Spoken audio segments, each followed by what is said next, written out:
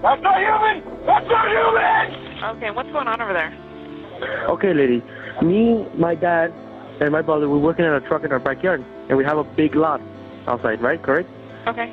We were working, and we just see in a corner of our eye something fall down from the sky, and it was with light. And when it hit down, it was like a big impact, and we felt it. We felt like an energy, and then we hear like a lot of footsteps near us, and then we have a big equipment, and we see, and there's like an 8-foot person beside it, and another one's inside, and it has big eyes and it's looking at us, and it's still there.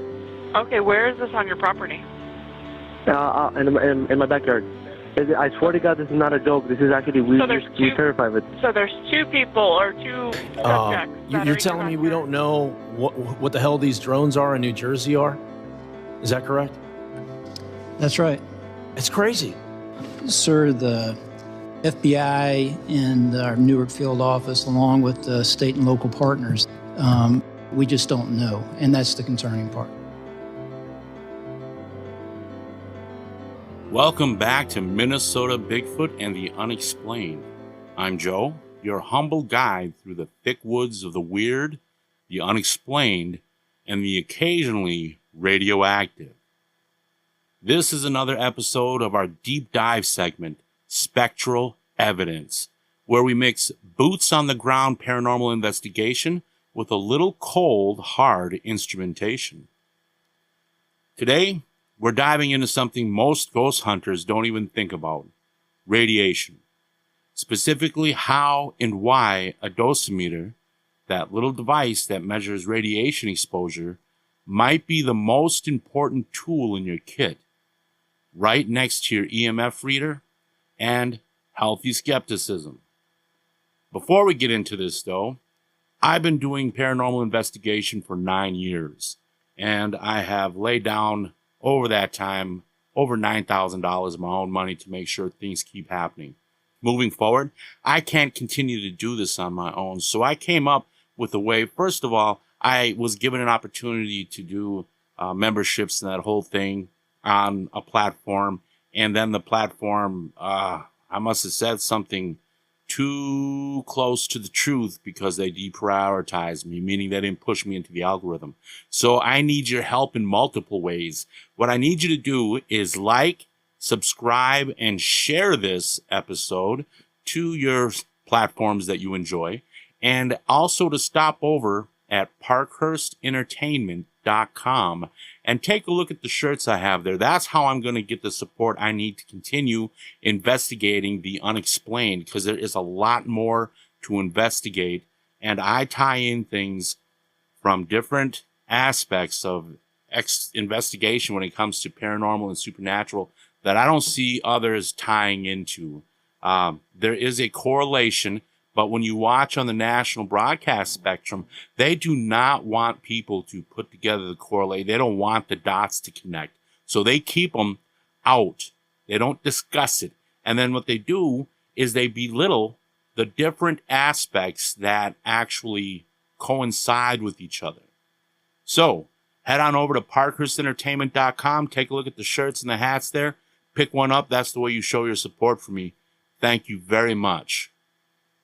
Now listen, this isn't science fiction.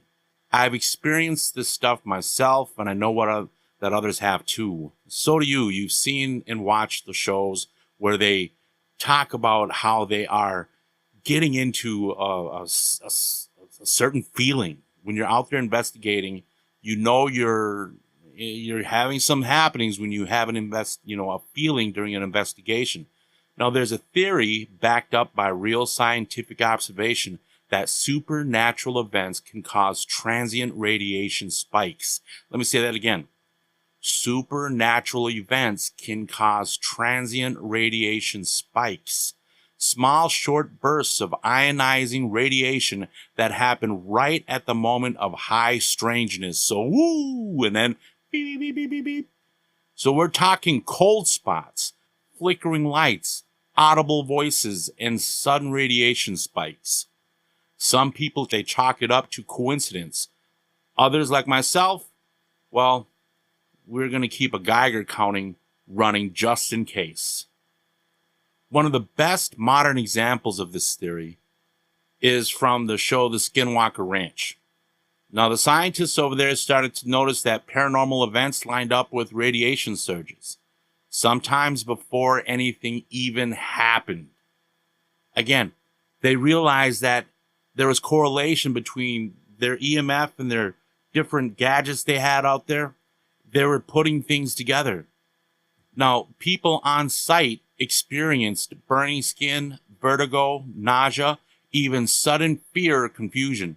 And it wasn't psychological. It correlated with measurable spikes in radiation, especially microwaves. All right. I know we're diving into some deep stuff here, so I'm going to slow it down just a second. What the hell is a dosimeter? Well, a dosimeter is a device that measures your cumulative exposure to radiation. Unlike a Geiger counter, which clicks and chirps like a horror movie soundtrack, a dosimeter gives you an actual reading over time. Now, you can set it up to give a warning beep. Now, there are two kinds you want to know about. Passive dosimeters, wear it, forget it, analyze it later. So that's like a badge that radiologists wear. Active dosimeter, real-time warnings. If something off, these will tell you now. Those are the guys who work in nuclear power or around radioactive stuff. And I am saying that we investigators of the supernatural, we're working around transient radiation, because when we're calling out to the spirits out there and we're looking for the crazy happens in a wavelength we cannot see or detect. But these different technological devices we have, they can. So why do we need them? Because the paranormal isn't just spooky, it's energetic. If ghosts, portals, or cryptids are disturbing the natural environment, they might be leaking more than just creepy vibes. Like I said, we're investigating in unseen areas such as microwaves and frequencies. So I've been on investigations where I suddenly felt off. I felt something wasn't right. Lightheaded, dizzy, heart racing. There was no weird EMF on my detector. No cold spots. I didn't feel any cold, but I knew, my body knew, something was wrong. Now I look back and I think, was that a radiation spike? I didn't have a dosimeter on me, but I experienced everything that Skinwalker Ranch has captured on real-time video. Now you got to understand, Skinwalker Ranch only records 4 months of the year. So the other 8 months, the investigation is still happening, but we don't get to see that. We only see 4 months of the year's worth of investigations. And they capture a lot during that time, just like we do when we're out there investigating on our own as independent little curious citizen scientists. So again, on Skinwalker Ranch, these scientists started wearing personal dosimeters, not just for science, but to warn them when they were in danger. If the dosimeter spiked, they got out of the area. So how do you use it in the field? You take baseline readings. Before the lights go out, walk the area, record normal levels. That way, if you see a spike later, you know it's real. You correlate with other gear. Pair it with your EMF meter, audio recorder, thermal can.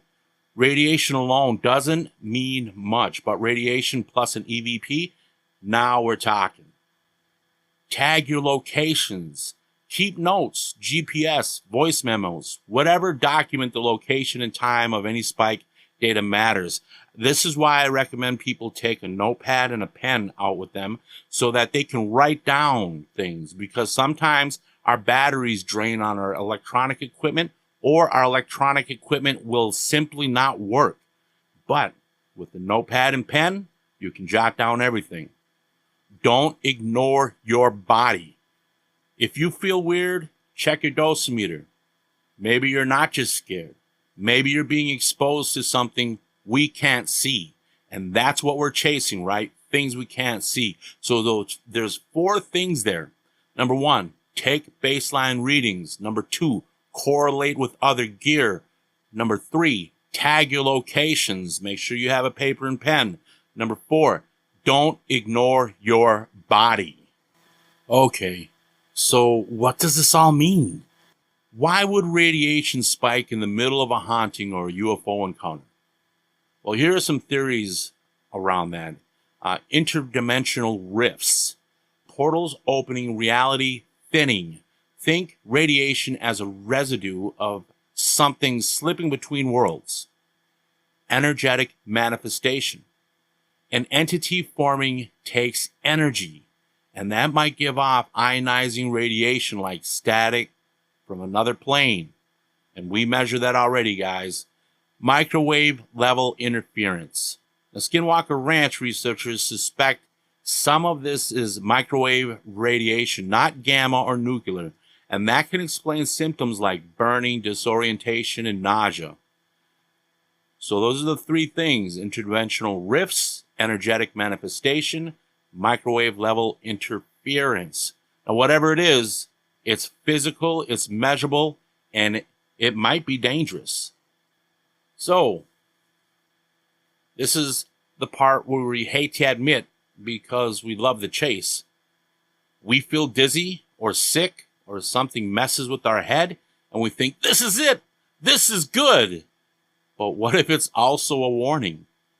As investigators, we've got to stop treating physical symptoms as just evidence of presence. They could be effects of exposure, of transient, untraceable energy bursts that leave a mark. So bring a dosimeter, watch your readings. If your body starts reacting, don't ignore it. That could be a ghost, or it could be your body begging you to move. Now, I'm saying right here that they're one and the same. They're tied together. That's what I am telling you. Well, I want to thank you for joining me on this episode of Spectral Evidence, part of the Minnesota Bigfoot and the Unexplained. The truth is, we're working in the dark. But now and then, we get a flicker, a reading, a number, a warning. Maybe radiation is the ghost footprint. Or maybe it's the cost of getting too close. Stay safe out there, my friends. Don't chase shadows without watching your six and your exposure levels. Subscribe if you haven't already. Leave a review if you like this kind of deep dive weirdness. And if your dosimeter starts clicking during your next investigation, run.